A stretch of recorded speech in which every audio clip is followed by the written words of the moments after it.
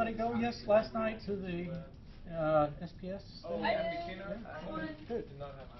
I went past it and I was like, what's the smell of pizza in here? I was looking at it, I was like, we just got out of our physics lab during the SPS meeting. Oh. Yeah, my physics lab goes from 7 to 9:50. If I have a problem with my TA, who do I report that to? Like, Yeah, yo, our TA is tripping.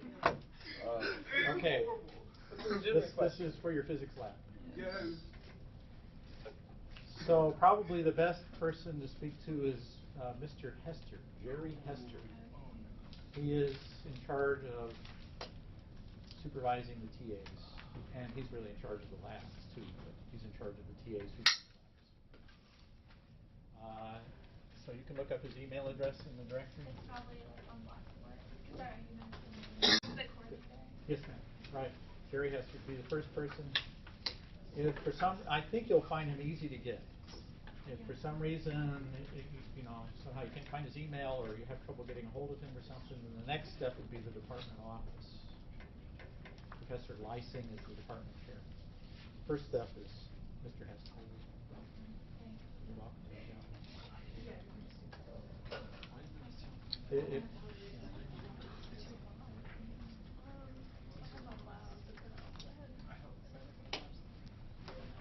So what did they do? They had pizza? Yeah, we had pizza, we talked about some projects, some logical stuff.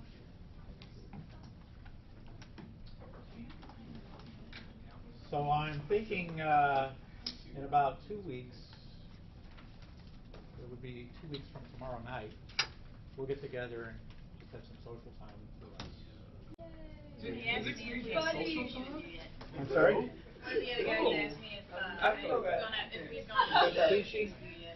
Well, we have done sushi. We have done sushi. It's been kind of traditional to do sushi, but the problem with sushi is I can't treat everybody, so we have to go Dutch. And for some students, that can be difficult. So we in the past have gone to what's the sushi place on 356. We've gone there and they have an all-you-can-eat on Monday night. And the guys sometimes really like that, but it's like $10 or something plus a drink, so it's a little bit steep. So I asked the department if they would actually buy us some pizza and soda. So that's what the department is springing. So we won't go for sushi, but we'll do pizza and it'll be free. You won't have to pay anything. So I'm thinking it'll be 2 weeks from tomorrow night. So you remember that Thursday you're supposed to have blocked off. You're not supposed to be doing anything because that's the common exam time, right? Thursday evening. So anyway, I'm not requiring you to come. You don't have to come. We'll probably do it in the building in Pinehurst. We might do it somewhere else. I don't know. Yeah, I've got ROTC lab. What time is your ROTC? It varies because we have combat water survival training tomorrow, so it might take longer. When does it start? 3, but they usually take like 3 to 4 hours sometimes. Okay, so if it's after 7 or something, you'll probably be free. So. I'm on physics lab. When does that over? What's the hour? Like 3:30, I think. 3 Just whip right through. 6. So if we started at 7 o'clock, is probably fine. I had a bunch of band members last year for some reason, so they had band practice and they show up after band. Anybody in the band? I don't know why it is. We get these. Percussion or something, man. That would kill that. Okay, so I'm thinking in about 2 weeks we'll do this. And I don't know if the weather's nice, maybe we should do it outside somewhere.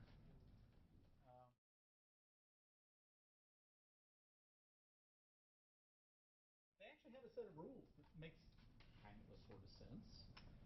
And there are actually a lot of other numbers where you can do this kind of math with. It's called kettle math, and somebody wrote a paper in a mathematics journal about kettle math and all these numbers that work this way. You can do these crazy adding and dividing and subtracting and all these goofy stuff. There's a kind of a logic to it. But what's wrong with it? It doesn't correspond to reality in any way, right? And so how would you prove that 25 divided by 5 is 5? How would you prove that? You take 5 groups of 5 something, put them all together, and then count them to get 25. 5 things. and divide them out into 25 things and divide them out into 5 piles, right? That's how you do it physically, right? There's a correspondence to something physical. The guy keeps saying, I'm going to prove it to you, and he writes some more symbols, and they're all goofed up on the symbols, right? They've got their own rules with the symbols. So this is my way of talking about watch out for the kettle math, because there's a lot of that in this chapter, people learning how to do stuff with vectors, and they end up making up rules and things that don't quite correspond to what's going on. It might work in some sense, it works, but it doesn't correspond to reality in the way that we need it to correspond. So kettle math. So there's an Abbott Costello where they do similar stuff. It's pretty good. Pretty good stuff. Okay, so today we're going to do really already? Dang gummit.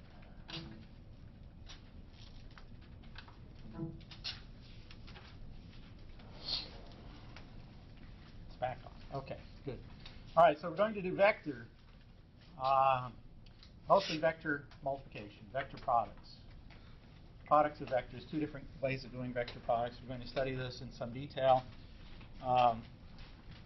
And we're going to do it, focus on 2 dimensions to make it simple. In your homework, you will extend it to 3 dimensions. We'll learn how to do it in 3 dimensions. But to begin with, we'll study vector products, multiplication of vectors in 2 dimensions. You can see it's not exactly 2 dimensions, because as soon as we get into a cross product, we're introducing a 3rd dimension already. But it's as simple as we can make it. Okay, so what is a vector? Primarily speaking now, what is a vector? Yes, sir, Mr. Flanagan. Something that has direction and magnitude. Magnitude and direction. So in fact, I could write a vector. This is not standard notation. As a kind of a combination of magnitude and direction. But if you write it like this, people will generally, if they know vectors, they'll understand what you mean by this, but it's not standard notation. Or another way you could write it is the magnitude is denoted by a vector with the vertical bars, and the direction is denoted by the unit vector, like that. So it's a combination of the 2. Or you can write it like this, which is a combination of the magnitude and direction. Right? The magnitude is always not negative. There's no negative magnitudes. They're always 0 or positive. It could be 0, which means it has no length, right? So you're not going anywhere. It doesn't have any extension to it. Okay, so let's take an example. A is 3 meters northeast. And my unit vector there is that northeast thing. Okay, so what's the magnitude? Somebody please. 3. Mr. Jackson. 3 meters. What's the direction? Northeast. Easy, right? Okay, and let's try another one. A is 4 meters west. How about that? It's easy. Call west there. Direction, distance, magnitude is 4 meters. Direction is west. Okay. Now, how about this? What angle does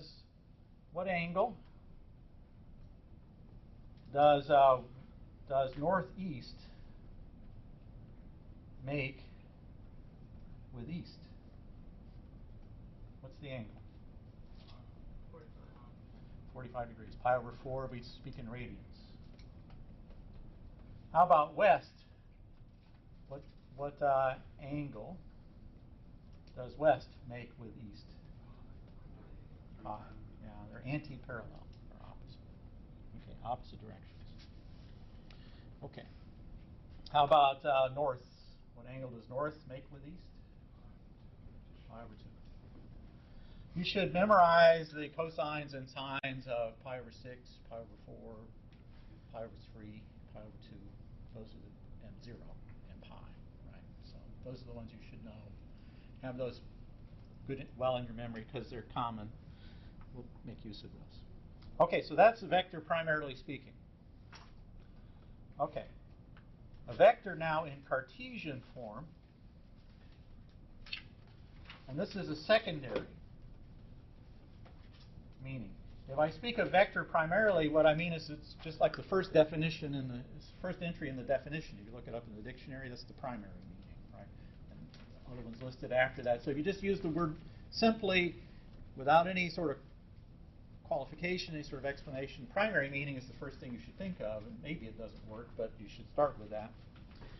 The context should help you, but there's not a conflict between these two. They're equivalent ways of describing the same vector in different ways. So the Cartesian form begins by setting out unit vectors, and so I'm going to choose a pair of unit vectors in 2 dimensions.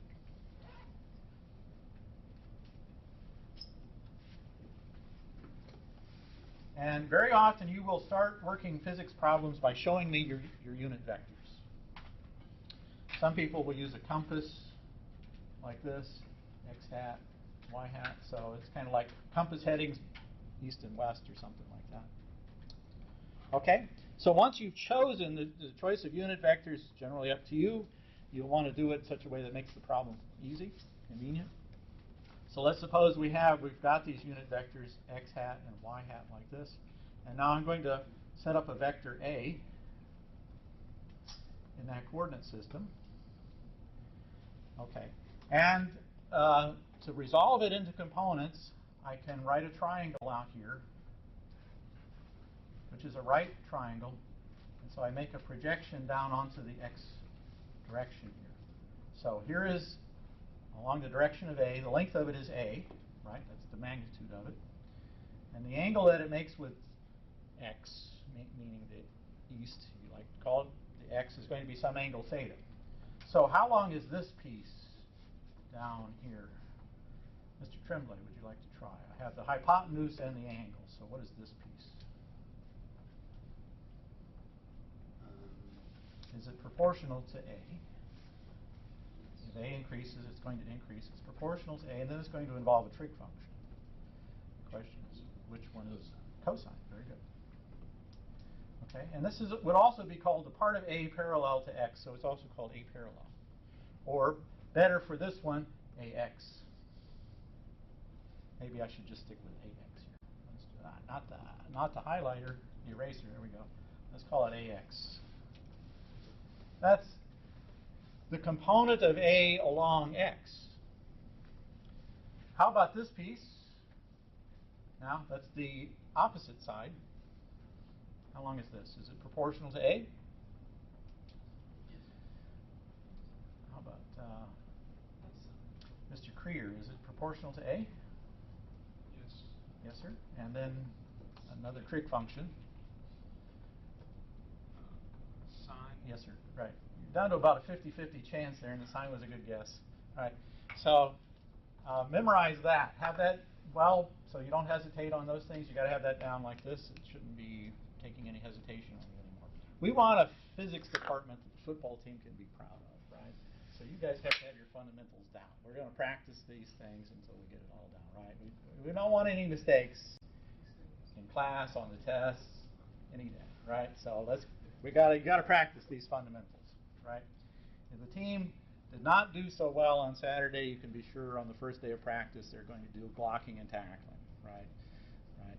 Fundamentals. So we got to have these fundamentals down. Okay, so AX and AY are called components, or Cartesian components. To be more specific, they're Cartesian components, named after René Descartes. And using these components, we can write this vector in Cartesian form. You can put the components first or the unit vectors first, it doesn't matter. So A is equivalent to going A sub x along the x direction, adding it to A sub y along the y direction. That gives you the full vector, right? Okay, so that's in the Cartesian here in form. And the components. We could also write this as we've just done here. A cosine theta plus y times A sine theta. So I could factor out A. A is the magnitude, so I could factor it out. It's the same for all components.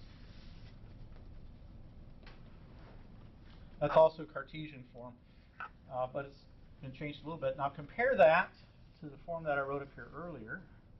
Compare it to this piece here. A times A hat.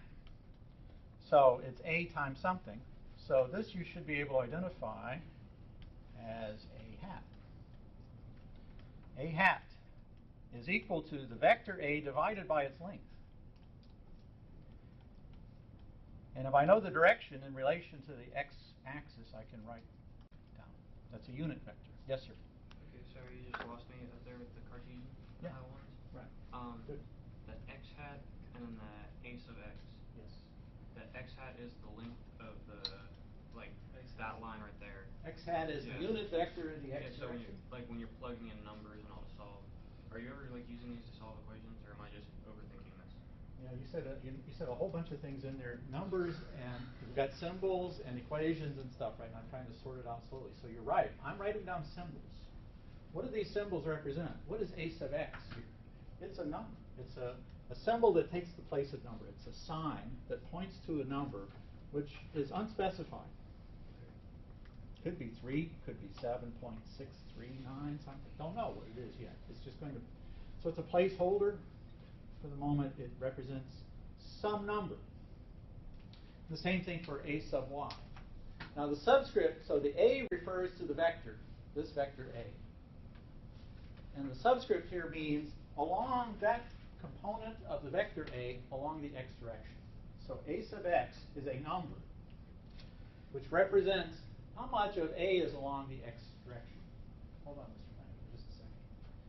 And the same thing for a sub y. The a there refers back to this vector, but the sub y means it's a different number. And it means how much of the vector a is along the y direction. So these are two separate numbers, and they're given names with subscripts. A sub x and a sub y. A because it refers back to that vector, and the sub x and the sub y meaning how far along x and how far along y does a go. So we'll actually be plugging in numbers and solving these things, or are they just? You should think of them as numbers, but you won't be plugging numbers in very much. We're going to be using them in generality. This is algebra. This is vector algebra. In general, you had x's and y's and equations, and you didn't, in general, substitute numbers, though you could substitute numbers at any point. They represent numbers, but they represent generic. Even a number itself is a generic, but now I'm going to make a generic number. So it's two different numbers. So this is very important. This is symbolization, and this is part of the jump that was made at the time, from around 1300 to Descartes, was this process of starting to use symbols to represent numbers. It wasn't at all obvious, and it's not obvious to everybody when they see it the first time. What the heck is going on here? And it's really good that we stop and talk about this, because it's not an obvious step. It's really a profoundly powerful step, that I can represent numbers with symbols here, and they're generic numbers. That's a big step, and it shouldn't go unnoticed. You need to wave a flag here at this point, so I'm glad you're doing it. Mr. Flanagan. If a sub x means a in the x direction, then doesn't putting an x hat in front of it make it redundant? Only in the sense, yeah, somewhat redundant, only in the sense that, but later, when I make cross products and things like that, this piece of it will appear with a z hat. So it starts off as the component of a in the x direction, but it's going to be the magnitude when I do a cross product. You'll see it'll get mixed up, right? So it may seem somewhat redundant now. It simply means, and you're right, it is a little bit redundant, but the redundancy is really a good thing, because later it will save some confusion. Okay, so how do we find a unit vector? Notice that what I did was divide the vector by its magnitude here. And in terms of the components, what is the magnitude? What is the length of that thing? If I go back up here, I have a sub x and a sub y. You can't see what I'm pointing with that thing. A sub x and a sub y in the triangle. I have the two sides of the triangle. What's the hypotenuse in terms of the sides?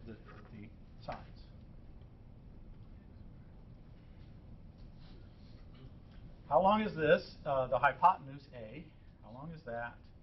In terms of the sides. The two sides. Root of a sub x squared plus Right. a sub y squared. Square root of the sum of squares, right? This is the Pythagorean theorem. Correct? Okay. So let's see how that plays out let me try that. What I'm going to take the square root of ax squared plus ay squared, and I'm going to use what I just found out about ax, which is it's a times cosine theta. I'm going to square that, and I'm going to add it to a times sine of theta and square that. Okay, I'm going to simplify that. That's a squared, and that's a common factor, so then I have left the sum of cosine squared plus sine squared. What does that simplify to? Square root of a squared. Yes, sir. So the cos squared plus sine squared simplifies to 1. So this is the square root of a squared, and a is positive, so the square root of the square is just a, because a is always a non-negative number, I should say. It could be 0, but it's not negative. Okay? All right. So vector addition and subtraction are quite easy if I have Cartesian components. So if I have a vector A, which is some 2 numbers, remember we're dealing with just 2 dimensions, so we've just got 2 directions. We're going to start later adding a 3rd direction, so we'll have 3 components here, but for now we're just doing 2. We're just going to work in a plane. And I have another vector also in the same plane, some other general vector. If I add these 2, which you remember is given by the adding the vectors tail to head like that, then I can find the components of the new vector, which is the sum of the other 2, by adding the corresponding components.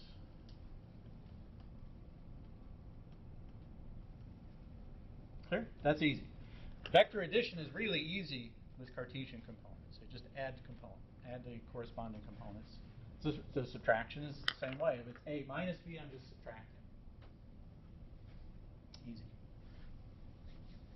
How about the magnitude is always non-negative? How about the components? Can they be negative? Yeah. Yes. Because I could go negative 5 meters east, which means I'm going west. So yeah, the components themselves are just as often negative as positive or something. Okay.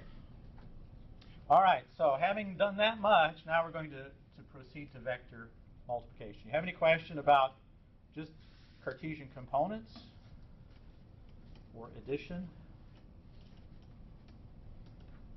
We're going to do the same thing now. We're going to do it twice. First, we're going to do it in terms of magnitude and direction. That's the primary meaning of vectors. So we're going to multiply 2 vectors, and we're going to use their magnitudes and directions to carry out the multiplication.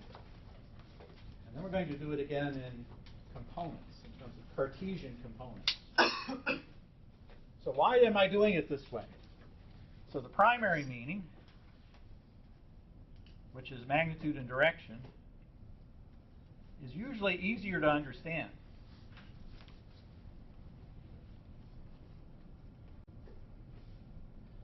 I can understand the vector multiplication more easily if I think of vectors as a magnitude and a direction. The secondary meaning,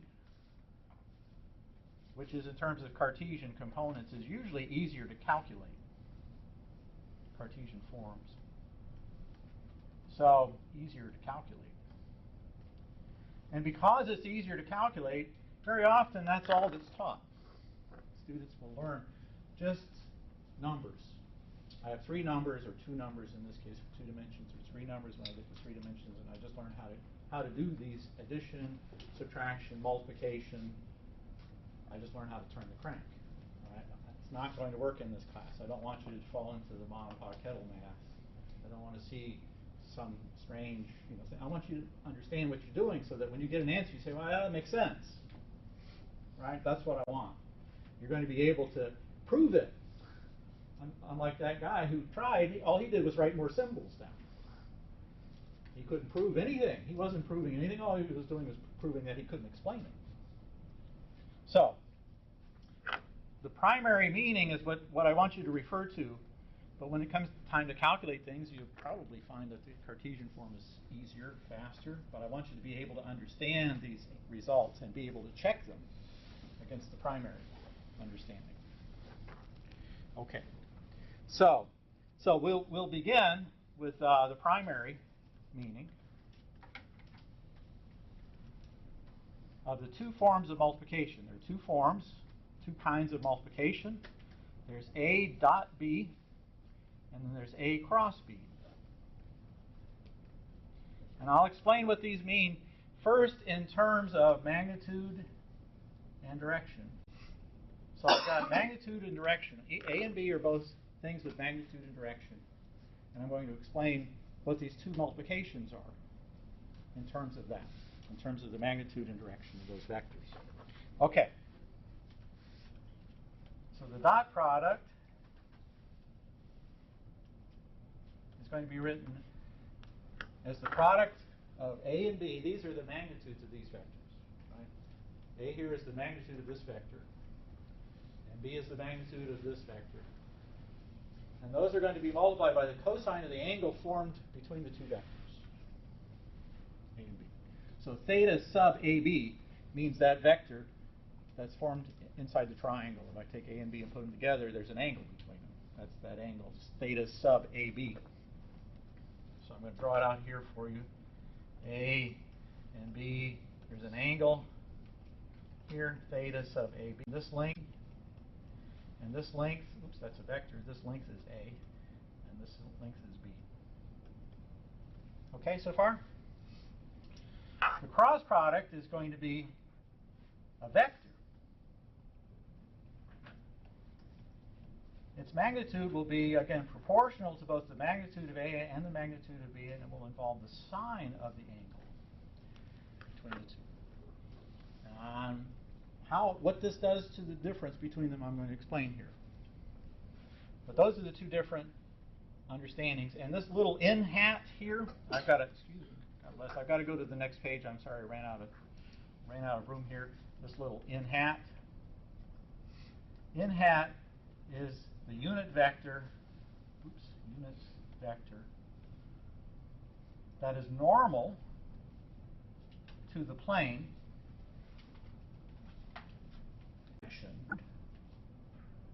by A and B. Two vectors, if they're not the same in the same direction, two vectors set on a plane for you. Doesn't work if they're in the same direction, then they don't do that because they're aligned along the same direction, so there's no plane specified by two vectors in the same direction. But if they're different from each other, not in the same direction, then that defines a plane. And the normal to that plane is that little n. Now, there's still one more thing, because there's two normals to a plane. If I have a plane here, there's two normals. There's this one, and there's that one. They're opposite to each other. So which one is chosen is according to the right-hand rule.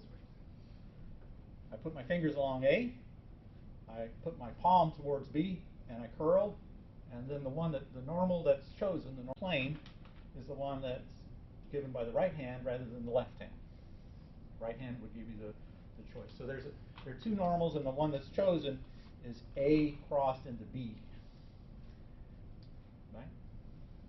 Is normal just a synonym for perpendicular? Yes, sir. Yes. Okay. Yeah. It's more usually, I think, called normal to the plane is the one I know, but it is perpendicular to the plane. Normal to the plane. Okay. So, any questions about that so far? So there's just this much. And I want to highlight these. You should memorize these. And then also with this.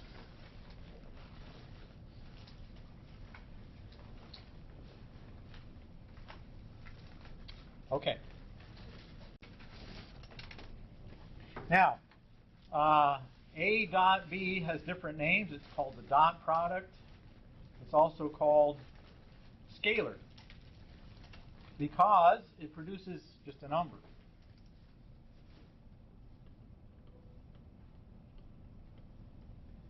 It's the product here of three numbers, A, B, and cosine. The product of three numbers is just a number. The other one, the cross product, also called the vector product, is a vector because it has a magnitude and a direction. It's a combination of magnitude and direction, so it produces another vector. The direction is the normal. The magnitude is this stuff, which we'll study here in just a minute. What is the physical meaning of this to the extent that this represents something physical? So A cross B is called the cross product, also called the vector product,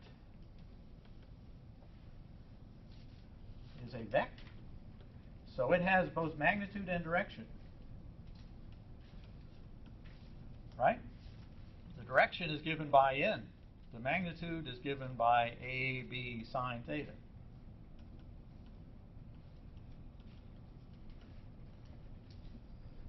So let's see if we can make some sense out of what those things mean here. Before we do that, let's do a couple of simple problems just so we can understand these. Let's suppose we take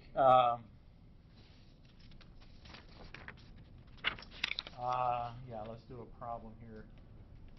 So Mr. Disharoon, how about, let's see, I'm going to make A to be 3 meters east. And I'm going to make B, let's see, what do I like? Let's make it 4 meters north. How about the dot product of A and B? Now remember, it's the magnitude of A times the magnitude of B times the cosine of the angle between the two. So it's 3 meters times 4 meters times the cosine of the angle between north and east. So what angle is formed by, well, I'll do it your way. Here's east and north. What angle is formed by that? 90. I'm asking Mr. Disharoon over here. 90. Yeah. Pi over 2, right? What's the cosine of pi over 2? 1 or 0. 0. Yeah, 0. Cosine, so this is 12 meters squared times the cosine of pi over 2, which is 0. So the dot product of those two vectors is 0. They're perpendicular to each other, right? Any perpendicular vectors will always have a dot product of 0. Okay, how about let's take the same two vectors. I messed it up here. Same two vectors, but you know what they are, right? Let's take the cross product. A is east. A is east. B is north. So put my fingers in the direction of east. Put my palm in the direction of north. What's the direction going to be? If it's east cross north, that's up, right? If you're looking at a map, east cross north would be out of the map towards the viewer. It's called up. Is that clear? And so it was 3 meters times 4 meters times the sine of pi over 2. Mr. Covington, what's the sine of pi over 2? 1. Yes, sir. Good. So this is 12 square meters. In the, oops, I need a direction here, normal. And the direction is up. Okay, so Z, usually Z is the third one. We have X, Y, and Z. Z is the third one. And as I say, I can't completely make it 2 dimensions because as soon as I get a cross product, I get a third dimension. So my vectors A and B are going to be still in the plane of X and Y. Okay, so how about let's pick 2 other vectors. A, let's keep A the same, 3 meters east. And how about B is 4 meters east? How about A dot B now? Ms. Shaven, what do you think? A and B. 12 times the cosine of 0, which is, so 1. So Yes, 12. ma'am. 12 meters squared. Correct. A times B. And it's a number, no direction. Mr. Flanagan. On the cross product here at the top, if it was B cross A, what would the direction be? Right. Yeah. Can we hold off for just a second? We'll get to there. It's the opposite. Okay. But so let's do that. Let's finish this and we'll do it. Okay. A dot B is 12 meters. Because they're both in the same direction, it's just going to be the product of the magnitudes. The cosine of the angle is cosine of 0 is 1, so it's just the product of the 2 magnitudes. Yes, sir. Mr. So Best. the line is measured in square meters. The dot product is measured in whatever, it's the product of whatever A is and whatever B is. They might not even be the same type of thing. When we get into doing chapter 4, chapter 5, one's going to be a force, the other's going to be a distance. They're not even going to be the same type of thing. So, but it's the product of whatever A is and the type of B. It's just going to be the product of those. The cosine itself is just a number, not a type. It's just a number. So it's dimensionless. How about the cross product here? A cross B. So I have 3 meters times 4 meters, and then I have the normal, and then I have the sine of the angle, sine of 0. What's the sine of 0?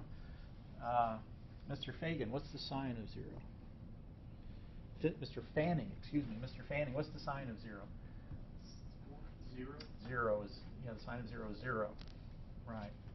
Well, it's a good thing because we couldn't know what the normal was either, right? This is just 0. What is the normal? If I have east and I try to put my palm along east, I put my fingers along east, there's no way to put my palm. There's nothing left. Two directions that are the same don't define a plane. And the cross product requires two directions to be different.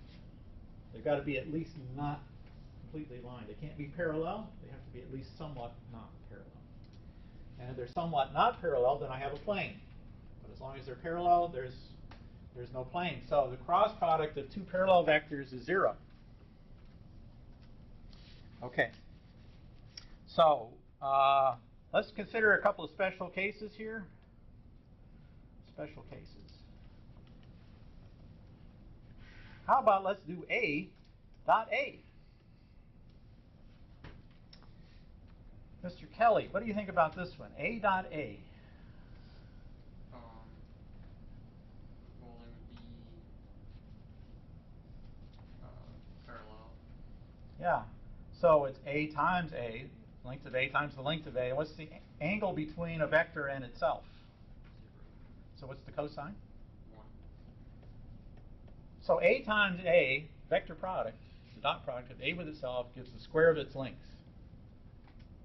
That's going to be handy to remember. If I want to know the length of a vector, I just multiply it by itself.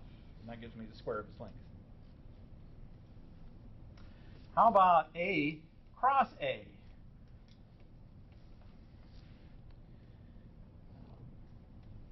I'm sorry. Miss Swanson. So what do you think about this? A cross A. Would it be, like, it's in the same direction, so I don't, like... Have confidence. Have courage. You know what it is? I don't want to say it would be perpendicular, because that doesn't make sense. Right. But I feel like it would be. Would be perpendicular to what, though? Yeah. How about its magnitude? How maybe big? like the opposite of what it is with the dot product. Let's start off here. We have the two magnitudes, and then we have the sine of the angle. And what's the angle? Right? The angle of the vector formed by itself. What's that angle? 0. So and what's the sine of 0? 0. Right. 0. Just like the one we did just up here. These two vectors were in the same direction. They had different lengths, but they were in the same direction. Now we've got them still in the same direction. They happen to have the same length now. Still 0. There's no way to form a plane by just having one vector. One vector does not define a plane. Okay, those are special cases. Okay, notice here. Let's work on this. Right.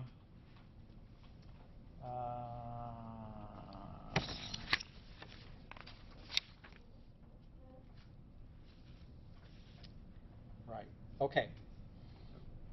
Was that what the degenerate case was? That's a degenerate case. Okay. Right. Yeah. The directions, usually if the directions are the same, that's considered a degenerate case, meaning that the directions are the same, is what he means when he talks about the degenerate case. It's not a moral statement. It means they're the same. Okay. So let's consider this here. Let's put A in this direction and B like this. Okay. And now I want to consider the dot product, A dot B. Okay, and so now I'm going to draw a triangle over here. Back to my triangle again.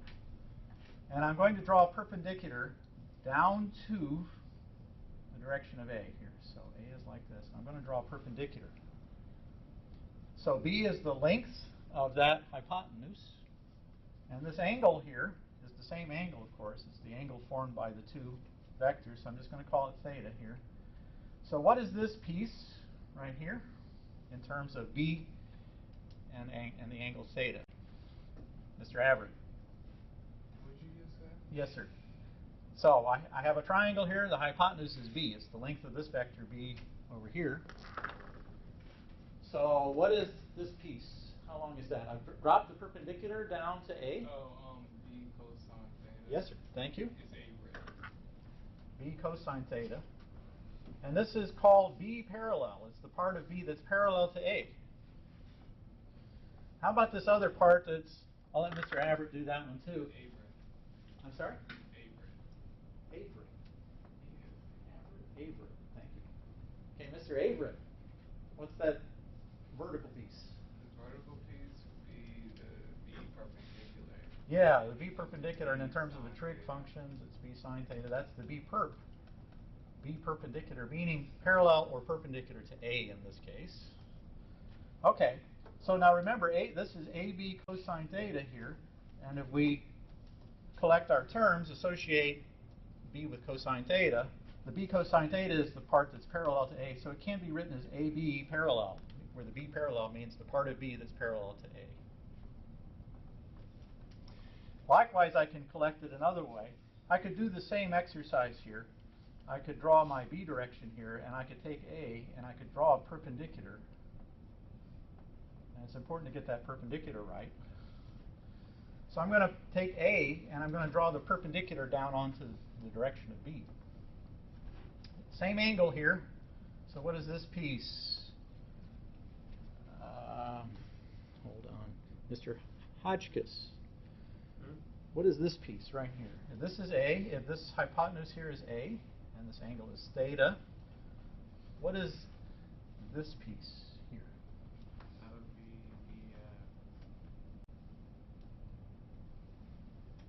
In terms of A and theta. And notice that the right angle is right here.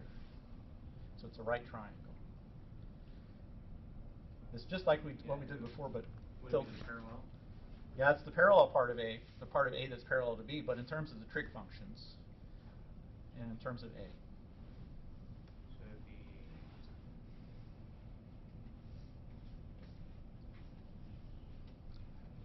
Okay, so Mr. Jackson. Would it be the cosine? Yes, sir. Not just the cosine, but A times the cosine, right? Times cosine. A times the cosine of theta. That's A parallel to B. So the parallel there refers to B in this case. It's determined by the context. That's not a very good parallel. The parallel part there is part of A that's parallel to B. And how about this part right here? What is that part? Mr. Jackson, would you like to complete that? With A times the sine? Yes, sir. And also called the perpendicular part of A perp. So if we look at this dot product again, we could rearrange the products of A, B cosine theta. So we could put A cosine theta here. What is that? That's A parallel, the part of A that's parallel to B. Okay, now you have this equation in the book, which I think was a little mysterious for some people. He wrote A dot B was AB cosine theta is equal to AB parallel is equal to A parallel B. That's what he's getting at here. Do you remember that equation?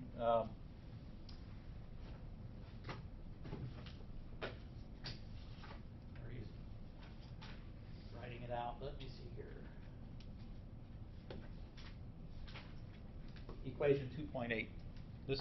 This explains equation 2.8. If you have a little trouble with it, I hope that now it's clearer for you. Equation 2.8 text, Mr. Averett. Right? Yeah. So multiplying, right? Using the dot product. Yeah. So how, like multiplication, say like 2 and 4, it's like you have 4 groups of 2. Yeah, right. So how is this multiplication? Yeah, like how is like the dot product and cross product Right. multiplication? The cross product will be a little easier to understand how it is multiplication. I'll show you in just a minute. The geometrical significance of the dot product is multiplication in the sense of it's a product of those parts of the vectors which are in the same direction. What they have in common in the same direction. So it's still a product. It's the product of how much of A is parallel to B, or it's a product of how much of B is parallel to A. So it's still a product in that sense, but what they have in common in their directions. So it involves the cosine of the angle between them because that tells you how much they are in the same direction. The dot product can be negative because the two vectors can be in opposite directions, in which case you would get a negative number because the cosine of an angle greater than pi over 2 is negative.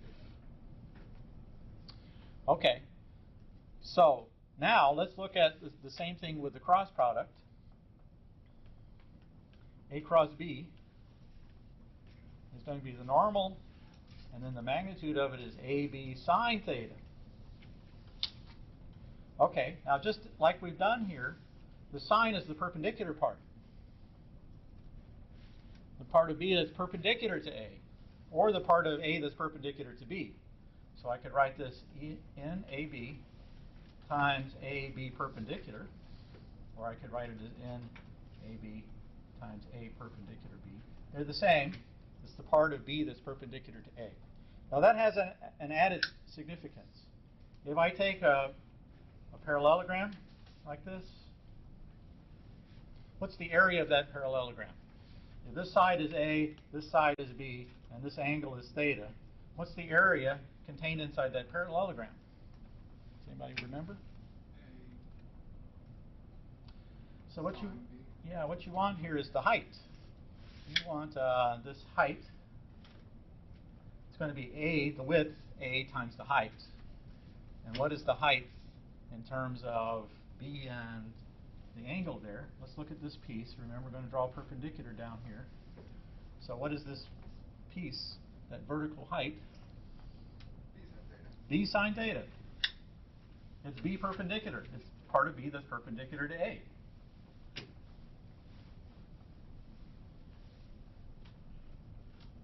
Right? If you're not quite convinced, here's an easy way to do it. Let me chop off this little tail over here, this little triangle, and I'm going to move it over here and fill it in over here. That I have a rectangle, width and height, so it's easy here. Okay, so A cross B, the magnitude of that thing, which is AB sine theta, is the area of the parallelogram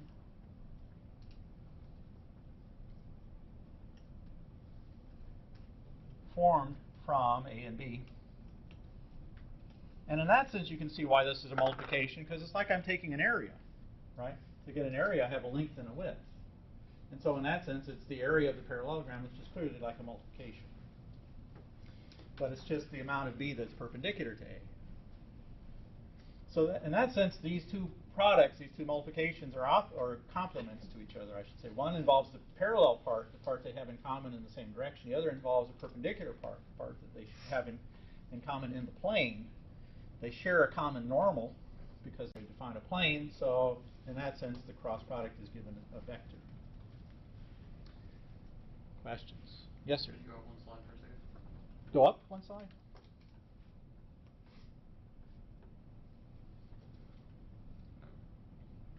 So AB perpendicular or A perpendicular B or AB sine theta is the area of the parallelogram formed by A and B.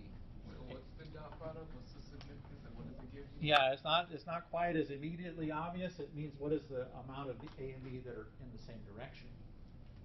So I can either say how much of A is parallel to B, and then it's B times that part A parallel. Or it's the part of B that's parallel to A, in which case it's A times B parallel. And to get the parallel part, I take the cosine.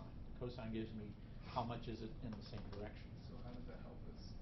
But you'll see some physical examples that I will give you in chapter 5. Okay? Right. Yes, sir.